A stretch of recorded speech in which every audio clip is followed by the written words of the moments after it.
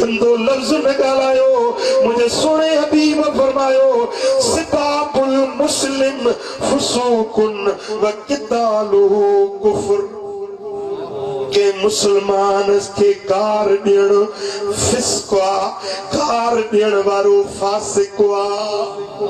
ॻाल्हायो कार ॾियण वारो, कार ॾियण वारो ॻाल्हायो वॾे आवाज़ सां, कार ॾियण वारो। सही बुखारी जी हदीस आ, सही मुस्लिम जी हदीस आ।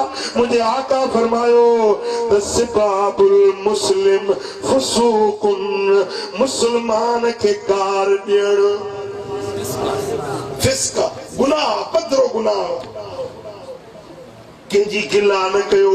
रब जो कुरान तो फरमाए वला यग़तब बादुकुम बादा अयुहिब्बु अहदुकुम अन याकुल लहम अखीहि मैता। तव्हां हिकिड़ो ॿिए जी गिला न करे जेको पराई गिला थो करे। छा तव्हां इहा ॻाल्हि पसंदि कंदो जो मुअल भाउ जो गोश्त ॾेई खाओ? मुअल भाउ जो गोश्त।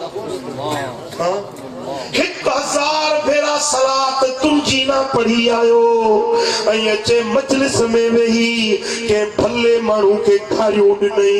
हिन जी 1000 जेका दुरूद हुयो, अमल हुया, नेकियूं हुयूं, उहे सभु उन खे मिलियूं जंहिंजी गिला कयई। उन जा गुनाह हिन जे दफ़्तर में। तूं आलिम कीअं थिए पुट? आलिम त उहो तोखे त आलिम त वॾी शइ हूंदी आहे। तूं त फासिकनि जे ज़ुमरे में ई अल्लाह जे रसूल फरमायो जेको कंहिंखे गार थो ॾिए इहो फासिक बणिजी थो वञे। अल्लाह जे क़ुरान फरमायो पराई गिला थो करे ॼणो मुअल भाउ जो गोश्त चबाड़े थो खाए। फकरे तुम जे इंसानियत जो तव्हां में ज़रो हूंदो, फकरे तुम तव्हांखे इहा ॻाल्हि नापसंद ईंदी। मुअल भाउ जो गोश्त केरु खाईंदो? ॻाल्हायो, जवाब ॾियो। तव्हां मां केरु भाउ जो गोश्त खाईंदो?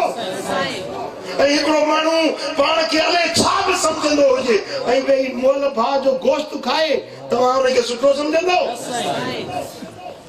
अल ग़ीबतु अशद्दु मिन ज़िना। पराई गिला करण ज़िना खां बुरो फेल आहे, ज़िना खां बुछड़ी ॻाल्हि आहे। हाणे हिकिड़ो जाहिल माण्हू, ॼट माण्हू, बेदीन माण्हू ज़िना कंदो, लिकी कंदो त मूंखे केरु ॾिसी न वठे। पर हिकिड़ो पढ़ियो लिखियो माण्हू मस्जिद में वेठो आहे, पराई गिला थो करे।